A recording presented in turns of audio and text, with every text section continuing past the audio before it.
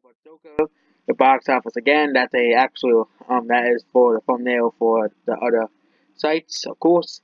Joker is now at 318 million domestically. So because the week it is at now Friday, more people go see movies on Friday. Obviously, Joker went up on the dailies, and it went up by 145%, which is higher than the last week, and it even lost feeders as well, because new movies are coming out, of course, and the movie's gonna pass, 320 million. So we have the day by day, Charlie's Angels is popping like expected, and Joker is now down to eighth because of the new releases, but Joker is still doing really well despite losing a ton of feeders. Okay, it lost 500 more feeders and went down 42% from the last Friday. Now I got to do of course the comparisons here. Um, you know 95% of films fall in the same area. There are a few exceptions, of course. And of course, we have Joker at 318 million. And of course, we have Aquaman, um, Guardians of the Galaxy, and movies like that, okay? Not Deadpool, Guardians of the Galaxy, okay? Guardians of the Galaxy. Um, Batman vs. Superman, which Joker is gonna beat soon. Okay, Joker is getting very, very close to beating Batman vs. Superman alongside, Aquaman. Yeah,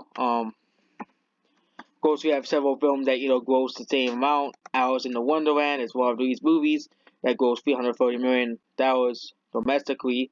It's actually here's Alice in the Wonderland. Okay, Alice in the Wonderland had didn't have bad ratings like Batman vs Superman did, but we all know yeah, and of course highest grossing movies highest grossing movies 2019. Okay, the highest grossing films domestically, of course. Because we do worldwide, we can't really, get the domestic sales because some movies do better than others, of course. But we all know that's true of, most films. So around here is Spider-Man 3. So Spider-Man 3 is one of these. Spider-Man Homecoming. So we can include Spider-Man 3. It's a Marvel movie. Spider-Man 3, not part of the MCU.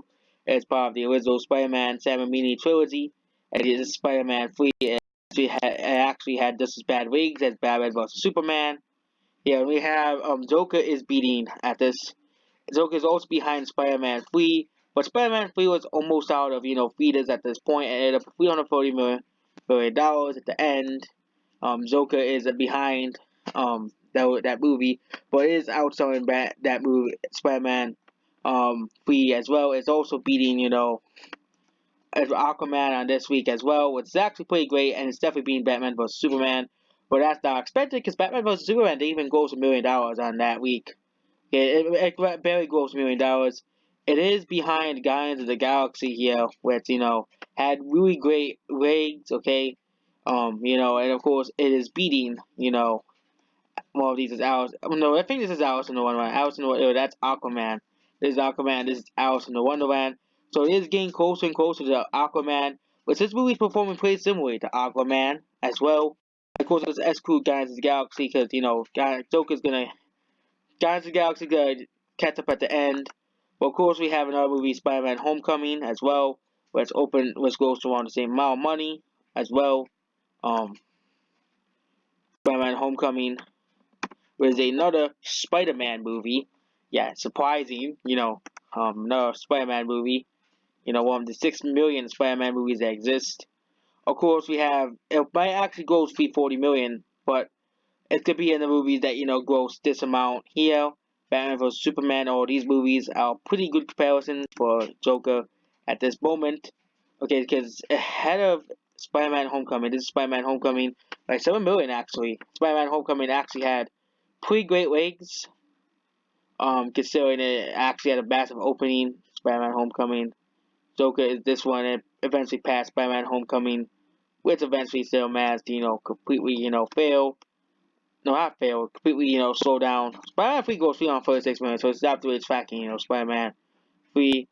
Another movie we can compare is Spider-Man's Mockingjay Part 1, which grossed um Part 1, not Part 2.